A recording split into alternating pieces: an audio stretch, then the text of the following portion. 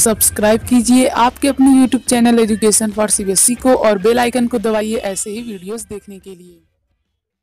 आज के इस वीडियो में बात करते हैं कि देखिए, अब तक हमने समझ लिया भैया हमारा मेटल कहाँ पर होता है और हम इसे क्या करते हैं, इसकी क्या क्या प्रॉपर्टीज़ हैं। तो अब हम बात कर लेते हैं कि हमारा मेटल भैया मिलता कहाँ से है। तो जो हमारा मेटल है या तो हमारे नॉन मेटल है या हमें कैसे मिलते हैं उसके बारे में हम डिस्कस करते हैं, ठीक है। लेकिन बेसिकली किस पर फोकस करेंगे, बेसिकली मेटल पर ही फोकस करेंगे, लेकिन लास्ट में मैं नॉन मेटल के बारे में बता दूंगा। तो हम बात कर लेते हैं कि भैया हमारे अकरेंस मतलब कि हमारा मेटल कहाँ पर मिलता है। तो इसमें एक टर्म आता है ओर आता है। ओर्स मतलब जैसे कि जिस स्टेट में पाया जाता है। मान लीजिए आप लोग रोटी बनती है तो रोटी कहाँ से बनती है, सबसे पहले कहाँ से मिलता है रोटी। पहले हमारा क्या रहता है, पहले हमारा गेहूँ रहता है, ठीक है। तो बेसिकली जो हमारा गेहूँ मान लीजिए वीट रहता है, तो बीट बेसिकली क्या है, बीट बेसिकली हमारा रॉ मटेरियल है। तो रॉ मटेरियल के थ्रू हम जब इसके पहले आटा बनवाते हैं, आटा से रोटी बनती है ना। तो कुल मिला जुला कर उससे हमारा जो ओर होता है, ये नहीं है कि जो हमें मान लीजिए आयरन चाहिए तो हमें आयरन जो है ज़मीन के अंदर आयरन के रूप में होता है, नहीं, आयरन के रूप में नहीं रहता, बल्कि इसके साथ कई मेटल होते हैं। आयरन हो गया, कापर हो गया, जिंक हो गया।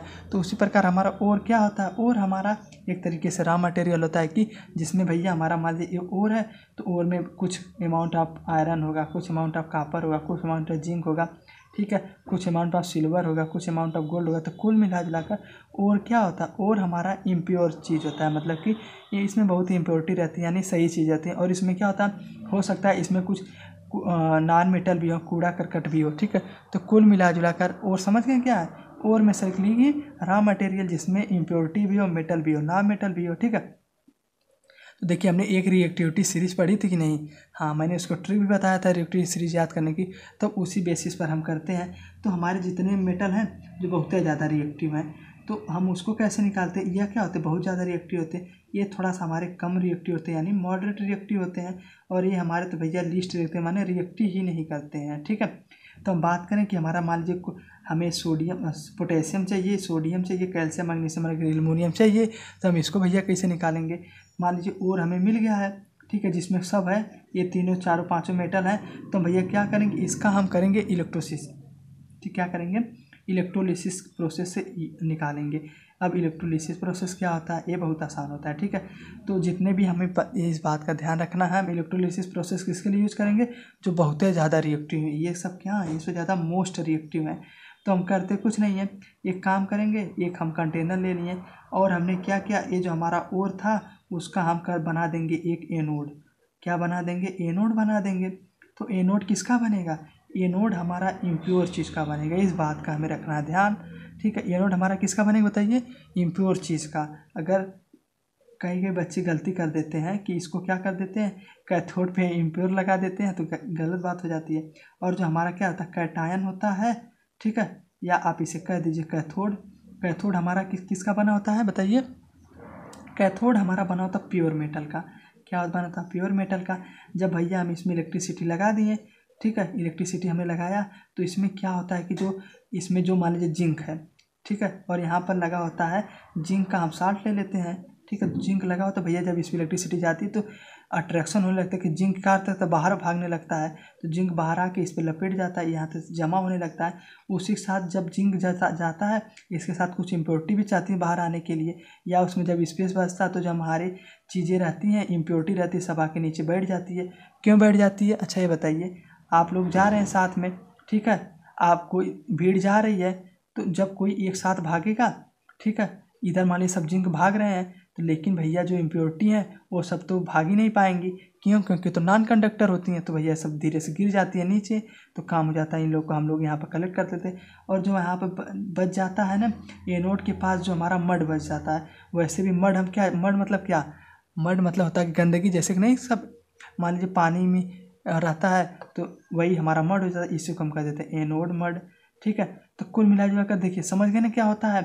इलेक्ट्रोलिसिस में हम क्या करते हैं, एनोड बनाते हैं और एक कैथोड बनाते हैं। एनोड हम बना देते हैं इम्प्योर मेटल का, ठीक है, जिसका हमें निकालना है। प्योर मेटल का क्या बना देते हैं, हाँ, कैथोड बना देते। तो होता कुछ नहीं है कि जब हम इलेक्ट्रिसिटी अप्लाई करेंगे, तो मान लीजिए उसमें जिंक है, तो जिंक सोचेगा भैया भाग के मैं जाऊँ इस पर, अपने पास जाऊँ, और जब भागेगा तो हमारे जो इम्प्योरिटी वो भी सोचेगी साथ जाने में, लेकिन ये सब गिर जाएंगे। क्यों? क्योंकि भैया हीट को कंडक्ट कर नहीं पाती हैं और हमारा यहाँ पर किसके रूप में मिल जाता है? एनोड मड के रूप में मिल जाता है। तो हमें दो बातों का रखना ध्यान। पहला बात की इम्प्योर मेटल का क्या बनाएंगे? एनोड बनाएंगे, और प्योर मेटल का क्या बनाएंगे? कैथोड या कैटायन। और हमारा एनोड मट क्या होता है? एनोड मट क्या होता है? बेसिकली इम्प्योरिटी होती है। ठीक है, आप लोग भी नोट कर लीजिएगा साथ में, तो बहुत योगदान होगा। ठीक है, बहुत मजा आएगा। ठीक है, अब हम बात कर लेते हैं जैसे भैया तो हमारा ये हो गया कि चलिए मोस्ट रिएक्टिव है तो हम इलेक्ट्रोलिसिस के थ्रू निकालेंगे।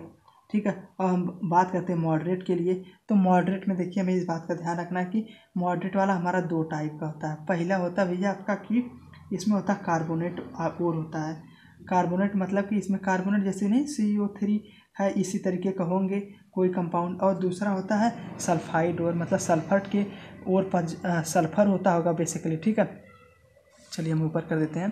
तो सल्फर होता है। तो कुल मिला जुला कर कैसे निकालेंगे?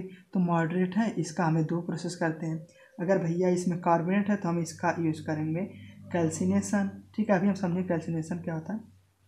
तो हम सब कैल्सिनेशन से निकालेंगे, और हमारा ए सल है तो उसको हम रोस्टिंग से निकालेंगे। ठीक है, ये दोनों प्रोसेस है बेसिकली। ठीक है, अब बताइए कोई पूछे सर अब बताइए कैल्सिनेशन क्या होता है? देखिए याद कैसे रखेंगे इस बात को डिस्कस कर लेते हैं। जैसे कार्बोनेट वाला सी है, इसमें भी सी है ना, तो हमारा कार्बोनेट को कैल्सिनेशन से निकालेंगे, और सल्फाइड वाला तो बच गया, लास्ट हमारा रोस्टिंग ही होगा। तो हमारा कैल्सिनेशन जो बेसिकली होता है या अब्सेंस ऑफ एयर में, जब हम अब्सेंस ऑफ एयर में हीट करेंगे तो यह हमारा क्या बन जाएगा? यह हमारा बन जाएगा कार्बोनेट और। ठीक है, कैल्सिनेशन मतलब क्या? अब्सेंस ऑफ एयर में क्या करेंगे? हीट करेंगे। ठीक है, तो हमारा क्या बन जाएगा? हाँ, हमारा कार्बोनेट और दूर हो जाएगा और हमें मेटल मिल जाएगा। ठीक है, और हम बात करें सल्फाइड और है तो उसमें क्या करेंगे? इसमें हमें एयर के साथ हीट करेंगे, एयर विथ एयर हम हीट करेंगे तो क्या होगा? हमारा मेटल मिल जाएगा। ठीक है, यानी हमारा मेटल मिल गया तो हम आराम से इसे यूज़ कर लेंगे। तो कुल मिला जुला कर हमने, अगर हमारा मॉडरेट है, मॉडरेट जितने भी कंपाउंड है, मतलब जिंक है, फेरस है, आयरन है और कॉपर है, इसमें कुछ करना नहीं है। इसको हम दो मेथड से करेंगे। अगर हमारा कार्बोनेट और है, ठीक है, तो हम क्या करेंगे? कैल्सिनेशन से निकालेंगे। इसको हम कैल्सिनेशन प्रोसेस भी कहते हैं। उसी प्रकार हमारा रोस्टिंग प्रोसेस है। तो कुल मिला जुला कर देखिए, कार्बोनेट और है तो कैसे निकालेंगे? कैल्सिनेशन प्रोसेस से। और सल्फाइड और है तो क्या निकालेंगे? किससे? रोस्टिंग प्रोसेस से। रोस्टिंग क्या होता है? मतलब जब एयर के प्रेजेंट में हीट करेंगे तो हमारा क्या होगा? रोस्टिंग प्रोसेस होगा। और जब हम एयर के एब्सेंस में हीट करेंगे तो क्या बनेगा? हाँ, मेटल बन जाएगा। ठीक है, समझ में आया? बहुत आसान है। ठीक है, और हमारा ये बात करें जो लीस्ट रिएक्टिव है, इसमें कुछ करना नहीं, यह हमेशा फ्री स्टेट में पाए जाते हैं। कैसे पाए जाते हैं? फ्री स्टेट में, मतलब ऐसे ही रहते हैं। क्यों ऐसे रहते हैं भैया? किसी से रिएक्ट ही नहीं कर पाते हैं। ठीक है, ठीक है, समझे क्यों फ्री स्टेट में पाया जाता है? हाँ, क्योंकि यह किसी से रिएक्ट नहीं कर पाते हैं। एक बार मैं फिर सबको समराइज करता हूँ। देखिए हमारा जो जितने मोस्ट रिएक्टिव हैं वह एलिमेंट जो जानते हैं, बहुत लोगों से रिएक्शन कर लेते हैं, तो वह हम कैसे दूर करेंगे उसकी इम्प्योरिटी? इलेक्ट्रोलिसिस प्रोसेस से। वहीं अगर हम बात कर लें भैया कि हमारे जो मॉडरेट रिएक्टर है, ठीक है, मॉडरेट वाले हैं, इनको हम कैसे करेंगे? इसको हम दो स्टेप से करेंगे। अगर हम देख लें कि भैया वहाँ पर कार्बोनेट और है तो हम क्या करेंगे? उसको कैल्सिनेशन से कर लेंगे। अगर सल्फाइड हो रहा है तो किससे करेंगे? रोस्टिंग से करेंगे। ठीक है, समझ में आया? रोस्टिंग क्या होती है कि मतलब एयर हो, और कैल्सिनेशन की मतलब एयर ही ना हो। ठीक है, और हमारे जितने बच गए एजी और मतलब लीस्ट रिएक्टिव वाले, लीस्ट रिएक्टिव कम करेंगे। फ्री स्टेट में तो होते ही, उनका हमें कुछ करने की ज़रूरत नहीं है। केवल हमें इलेक्ट्रोलिसिस वाला प्रोसेस ध्यान में रखना। देखिए मैंने बहुत अच्छे से बताया, आप लोग ध्यान में रख लीजिएगा। ठीक है।